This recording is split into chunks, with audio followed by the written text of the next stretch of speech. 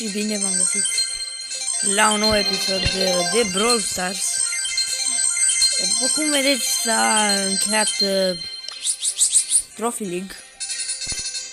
Și în acest episod vreau să clasific cele 9 mitice din Brawl Stars. Nu știu ce am eu cu topurile, îmi plac.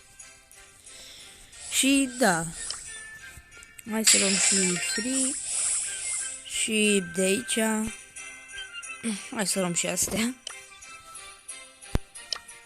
Hai 6. Da, acum trebuie să-mi pice 8 ca să am în loc. Ce ziceam eu acolo? 6. Uite, mi-a dat 3 pe... Oh, e bine că mi-a dat 3 pe ăla. Ok, bun.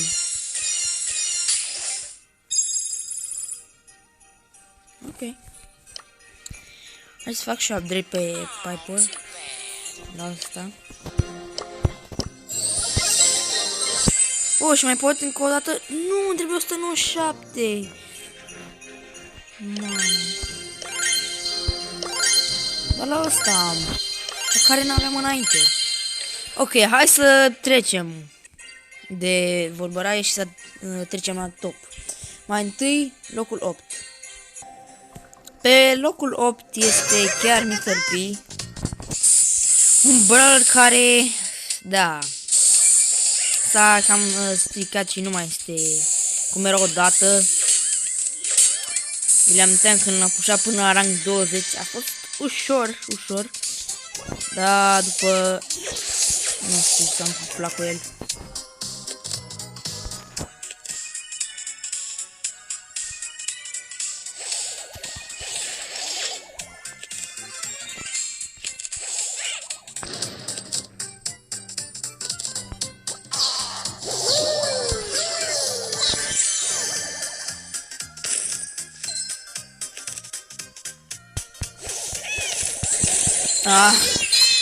Ok. Ați a fost locul 8, apoi locul 7. Locul 7 este Sprout, un rol care este mai bun într-adevăr decât Mr. P, dar... mamă, cum se duce asta.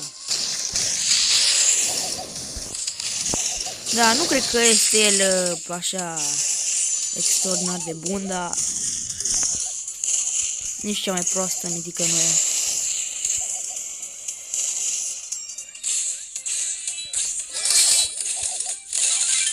Ok.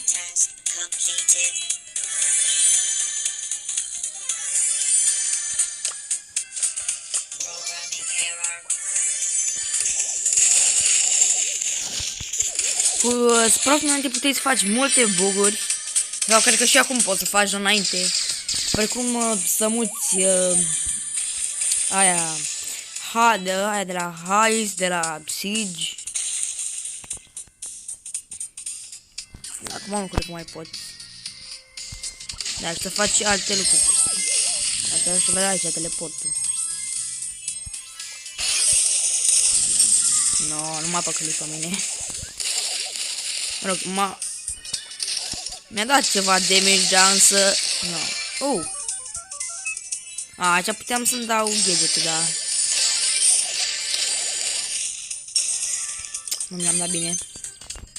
Să mi-l iau înapoi.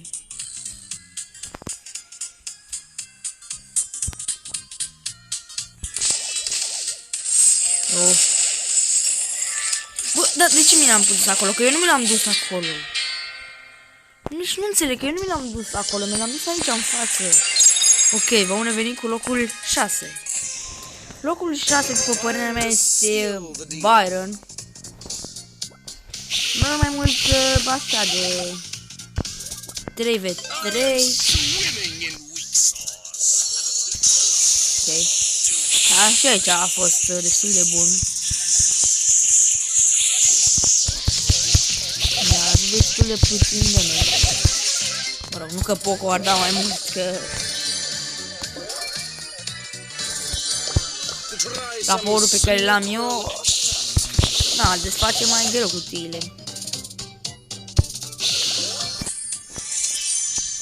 Hira a făcut Ia 55.000, 51.000.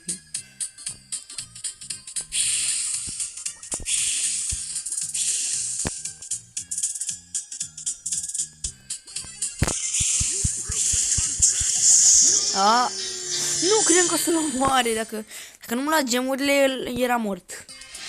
Da, oricum, deci 8, 7, 6, 5, locul 5. Locul 5, după părerea mea, este Squeak. Știu că am pus astea, cele mai bune mici pe blocurile astea, însă așa mi se pare mie că simt.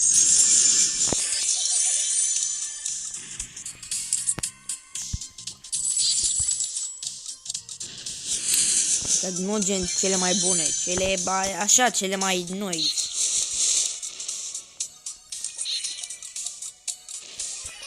Nu. No. Ok, apoi, acesta a fost locul 5, am venit cu locul 4. Locul 4 este Max.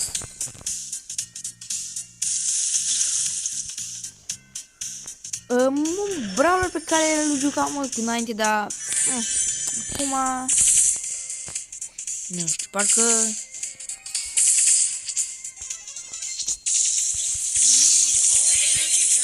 ok.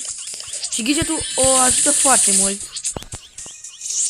Nu neapărat pentru că fugi de adversar, dar și pentru că îți dai scutul.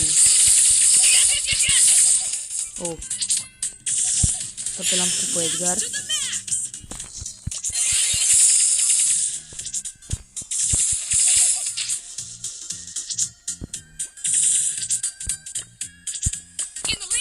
Stai să vezi că ăsta cum mă bate. Că nu. Da, v-am zis că mă bate. Deci mi-am dat gadgetul acum. Ok. Pe locul 3 este Jean, pe părerea mea. Și nu l-am pe Jean. La câte trofee am eu, tot nu l-am pe Jean, nu vine să cred, mi-e rușine.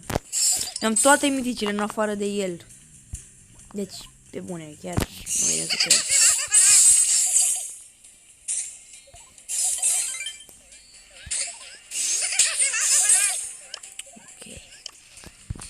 Da, oricum, hai să trecem la blocul 2, că deja m-am plictisit.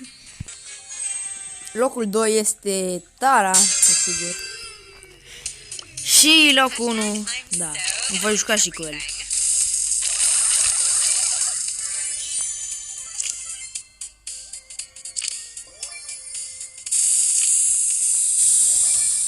Bela, am văzut că am intrat acolo, dar pleacă aici, mă, pleacă de aici. Aoleu, dai numai cu ultimata, nu. Cel mai bun moment.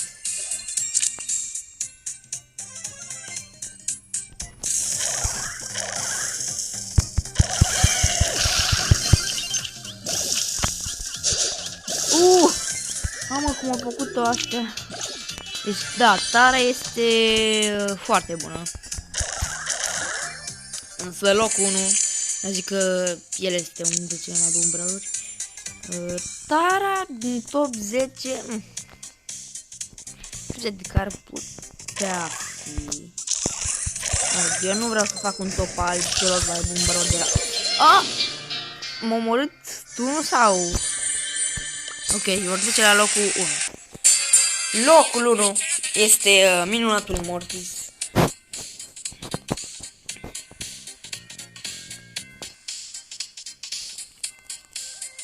Pe care nu cred că voi zice prea multe. Deci este un brawler foarte bun. Da, un brawler foarte bun, după cum se vede. Și da, cam acesta a fost episodul și clasificarea mea la celor 8 mitice. Nu uitați să dați like, să vă abonați și la revedere!